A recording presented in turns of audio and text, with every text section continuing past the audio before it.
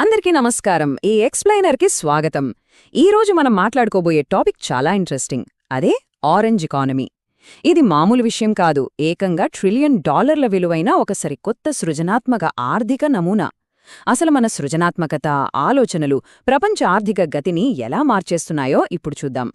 అయితే ఈ టాపిక్ను ఒక ఆర్డర్లో అర్థం చేసుకోవడానికి మనం దీన్ని 6 భాగాలుగా విభజించుకుందాం.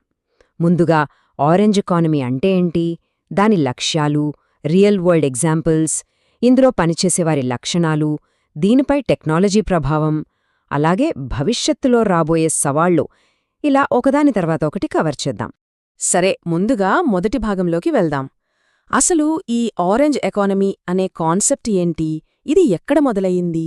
సింపుల్గా చెప్పాలంటే inter American development bank popular చేసిన పదమే ఈ ఆరెంజ్ ఎకానమీ. ఇది మైండ్ ఫ్యాక్టర్స్ అనే కాన్సెప్ట్ మీద నడుస్తుంది. అంటే ఇక్కడ మనం ఫ్యాక్టరీల్లో వాడే ముడిసరుకుతో పనిలేదు. మనిషి బుర్ర, ఆలోచనలు, మన సంస్కృతే ఇక్కడ ప్రాథమిక పెట్టుబడి.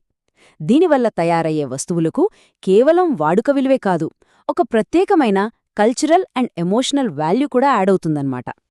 మన ట్రెడిషనల్ ఎకానమీకి దీనికి ఉన్న మెయిన్ డిఫరెన్స్ ఇక్కడే ఉందండి. పాత పద్ధతుల్లో మనం వాడే భౌతిక వనరులు ఏదో ఒకరోజు అయిపోతాయి కదా.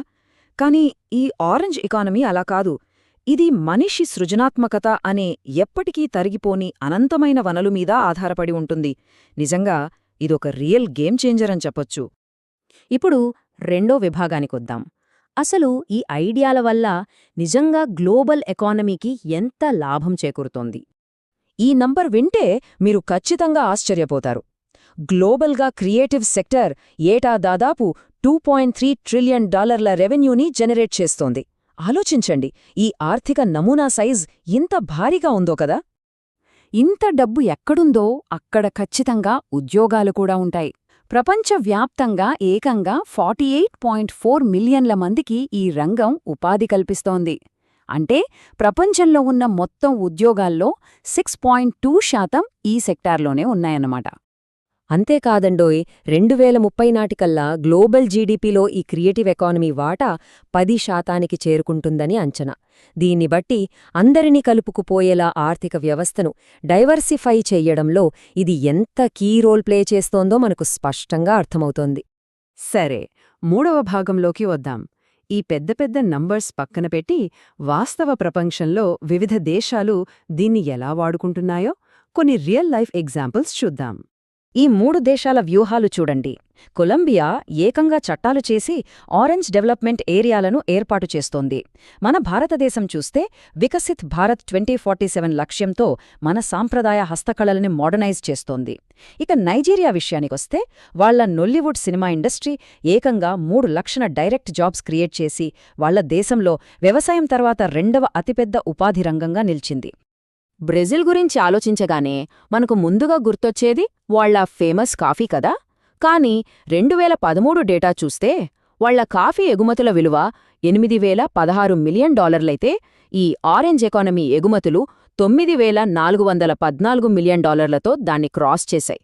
సాంప్రదాయ వనరుల కంటే క్రియేటివిటీకి ఎంత డిమాండుందో చెప్పడానికి ఇంతకంటే బెస్ట్ ఎగ్జాంపుల్ ఏం కావాలి? ఇప్పుడు సెక్షన్ 4కి వెళ్దాం. అసలు ఈ క్రియేటివ్ వర్క్ ఫీచర్స్ ఏంటి, దీని వెనక ఉన్న లీగల్ బ్యాక్బోన్ ఏంటి అనేది చూద్దాం.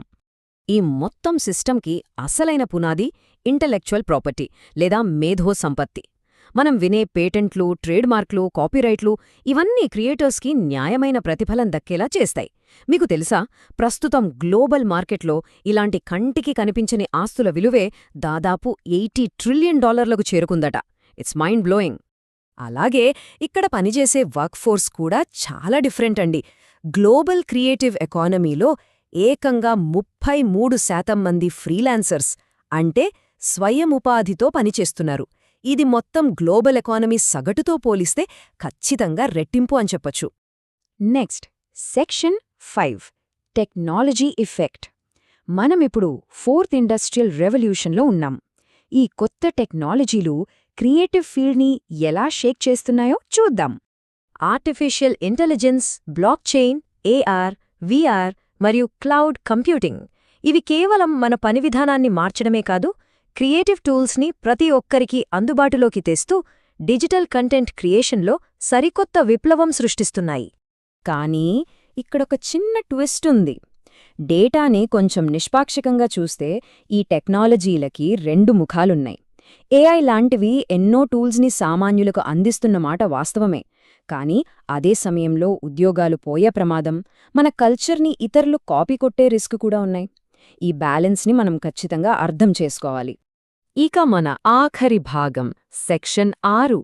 ఈ ఆరెంజ్ ఎకానమీ ఫ్యూచర్లో తన ఫుల్ పొటెన్షియల్ చేరుకోవాలంటే దాటాల్సిన సవాళ్లేంటి? ఇక్కడ మెయిన్గా కొన్ని సిస్టమిక్ ప్రాబ్లమ్స్ ఉన్నాయి. సరైన డేటా లేకపోవటం, పాలసీల్లో గ్యాప్స్ ఉండటం పెద్ద మైనస్. ఇది చాలదన్నట్టు పెద్ద పెద్ద డిజిటల్ ప్లాట్ఫామ్లు కూడా రూల్స్ లేకపోవటంతో క్రియేటర్స్ని ఎక్స్‌ప్లాయిట్ చేస్తున్నాయి. వీటికి అర్జెంట్గా సొల్యూషన్స్ కావాలి. అయితే ఇదంతా నెగటివ్ అనుకోకండి. ప్రభుత్వాలు గనక సరైన ప్లాన్తో మంచి చట్టాలు తీసుకొస్తే 2050 నాటికి ఒక అద్భుతమే జరగొచ్చు. అప్పటికల్లా గ్లోబల్ జీడీపీలో ఈ రంగం వాటా ఏకంగా 20-25% వరకు చేరొచ్చని అంచనాలు చెబుతున్నాయి. సో ఫైనల్గా ఒక ప్రశ్నతో ఈ ఎక్స్‌ప్లెయినర్ని ముగిద్దాం. టెక్నాలజీ ఏమో రాకెట్ స్పీడ్లో దూసుకుపోతోంది. మరి ఈ స్పీడ్లో ఆరెంజ్ ఎకానమీకి అసలైన ప్రాణమైన మన మానవ సృజనాత్మకతని, అలాగే కల్చరల్ ఆథెంటిసిటీని మనం ఎలా బ్యాలెన్స్ చేయగలం? క్రియేటర్స్కి న్యాయమైన ప్రతిఫలం ఎలా దక్కేలా చూస్తాం? ఈ ప్రశ్న గురించి మీరంతా ఒక్కసారి ఆలోచించండి. మళ్ళీ కలుద్దాం.